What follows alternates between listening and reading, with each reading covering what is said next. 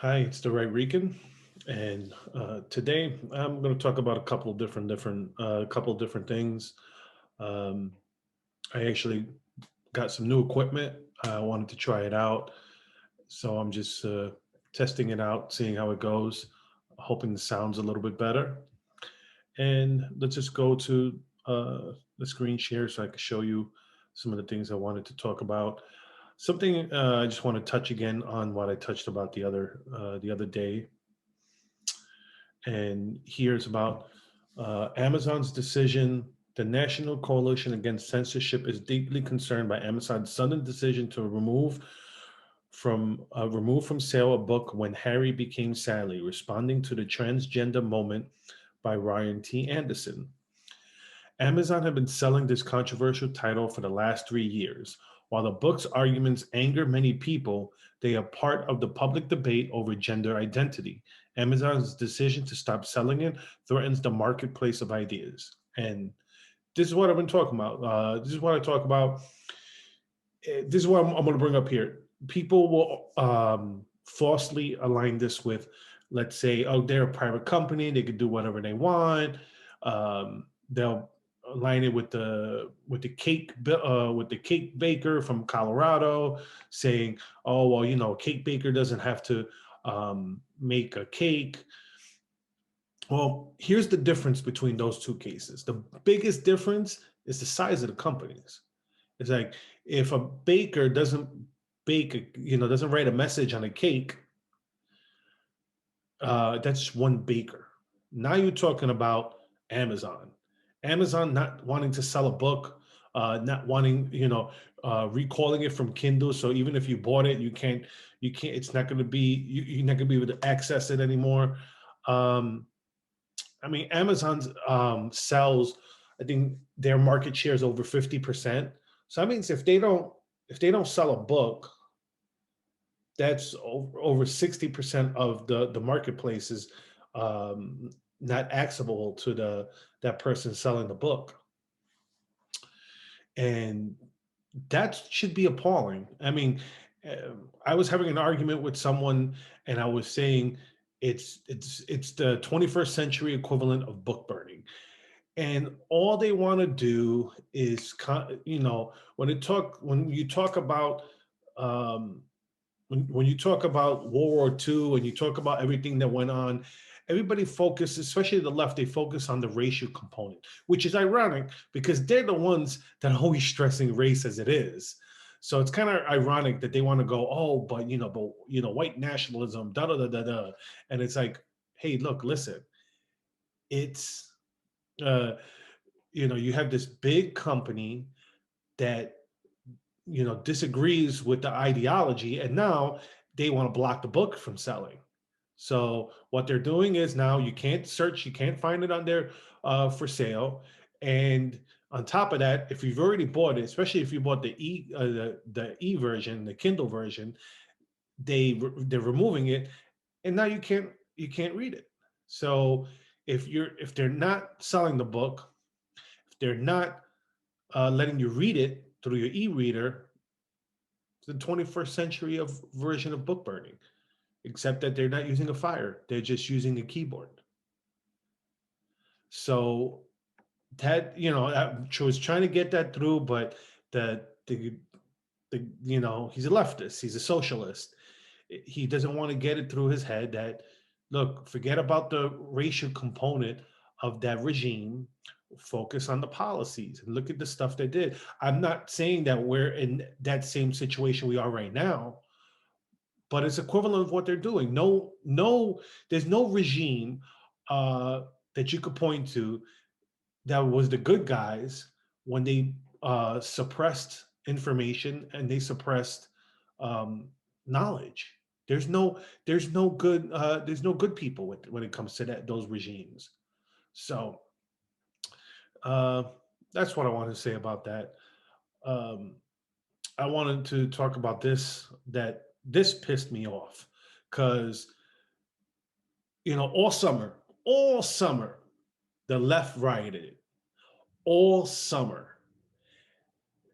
after the George Floyd riots. I forgot. Someone was wanted to call them the 1619 riots, and she was the author was happy to call them the 1619 riots, which is absurd to me that you're going to be proud of riots, but it went on all summer during a pandemic. So then on one day, January 6th, there was one action that stupid people on the right, and I will call them that because I'm a libertarian, I'm a right leaning person, that I will say it was dumb. It was beyond dumb. It was idiotic what they did. It set us back. It set the movement back because you had some idiots, and some of it was people just walking in, some people that just walked in that were let into the building after other, more violent people broke in. You have these people who are still in jail, not allowed to get bail. But here you got people in Portland that were part of, you know, I mean, here's a picture. I mean, look at these, look at what was going on. They were setting fires. Um, they graffitied up the building. I mean, I wish. Let's see. I'm gonna try to read more. I'm gonna see if they have any pictures in this article. Um, but I mean, it was atrocious what went on, and the media very didn't even cover it because they covered it. I remember they covered it and supported the rioters, and they were attacking a federal courthouse for 2 months. For 2 months, and it's okay. And here, where I say it's okay, here's the article. Feds throw out over a third of cases stemming from violent Portland protest in 2020. Reportedly, many more dismissals to come.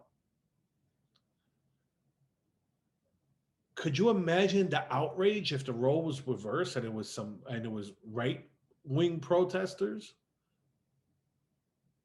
I mean, it's enough. Look at what's going on with just what happened January 6th and stories coming about the people going to court for that. People praising family members selling each other out to the feds. I mean, I understand if you did something atrocious, like you killed somebody, you raped somebody, that's something you should turn someone in. But because someone went in, someone was there at January 6th, I can understand if you saw a video of them being part of being the actually violent people, then I go, okay. But you had people you get literally idiots who just walked in that just followed the mob. That's it. Um, So I just wanted to point that out, point the difference in the even in the justice system when it comes to left versus right.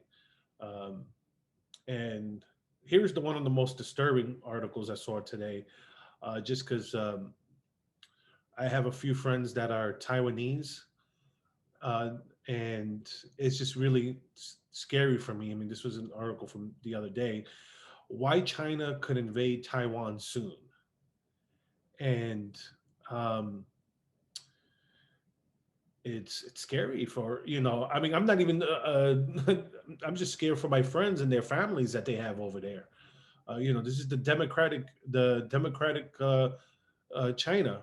They this is where the people who fled the communist country ended up settling and making their democracy right there. And we're looking at, it goes here, the period of the greatest danger for Taiwan begins less than a year from now. And they're talking about how basically it was going through the article and it was talking about how I'll show you here where basically coincides with the Beijing Winter Olympics, which ends February 20th. So it's basically they're saying that they want to try to do this after the Olympics in order to, because they're afraid if they attack before the Olympics, then the Olympics are going to get shunned. So you know, it's scary. It's very scary. It's very scary. Oh, excuse me. Sorry. I had to get to my pause recording because uh, anyone who has kids knows that when they want attention, they want attention. Uh, they don't listen. So here it goes. President Trump's national security advisor in 2018 believes China could act from 2022 onwards. And like I said, coincides with the uh, Winter Olympics that China is hosting. So a year from now, therefore, the threat of a Chinese invasion of Taiwan will be higher than usual. Beijing, it goes here. Some people are already calling for boycotts, terming it the genocide games. So this is in reference to the Uyghurs that are. It goes here: Uyghurs, Kazakhs, and other minorities in misnamed Xinjiang Uyghur Autonomous Region. There's a reasoned assumption in China that Xi will not commit an act of naked aggression before the Olympics because that would ensure the international community shuns the event. That's what I was talking about. So I'm just, like I said, I'm a fan of Asian cultures. I have Taiwanese friends, and they have family there, and we're concerned for them. So if you're a Christian or any type of religious person, just pray for these people. Yeah, pray for them. Pray for our country. I mean, where you see all this. I mean, we're more divided than. I mean, in my lifetime, I'm only 42, but I've never seen the country this divided before. I don't. I can't speak for other people, but we um, I'm just hoping with this, with this, I could maybe, maybe somehow bring someone to, I'm not saying, I'm not trying to turn leftists into right wing people, but if I could, make someone that's extreme on, let's say extreme left and make them a centrist, a moderate person. Um, so that would be great. I mean, um, if I could show my fellow Puerto Ricans and other Latinos that just because we grow up in big cities and just because we're basically indoctrinated to believe that we have to be Democrats, we don't. We believe in hard work. We believe in family.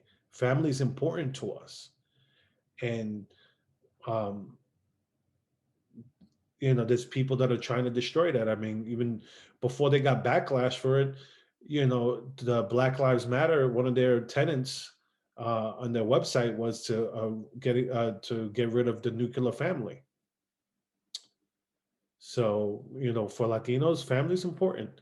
Whether you want to see it or not, our values are more in line with people on the right than they do with the Democratic, especially with the Democratic Party, especially right now. They've gone so far left. You have the AOCs that are trying to take over the party,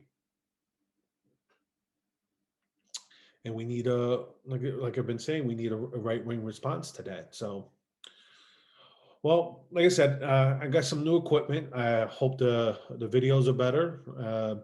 Hoping think the sound will be a lot better. So I'm hoping getting into the works, trying to get some people to come and conversate on this vlog. And, I've already done it once, and like I said, I'm in touch with other people, see how it goes. I made friends with someone online that's running for a local office, and hoping that once they get their stuff in line, they'll be able to come on here and we could talk about why they're running. And I also someone's reached out to me to do an interview for me too, just because they saw my content and they have a show and they wanted me to be on there. So I'm excited about that. Uh, so if you like this content, please like and subscribe. If leave comments, like I said, I appreciate it. I try to answer them back as quick as possible. With that being said, have a good one.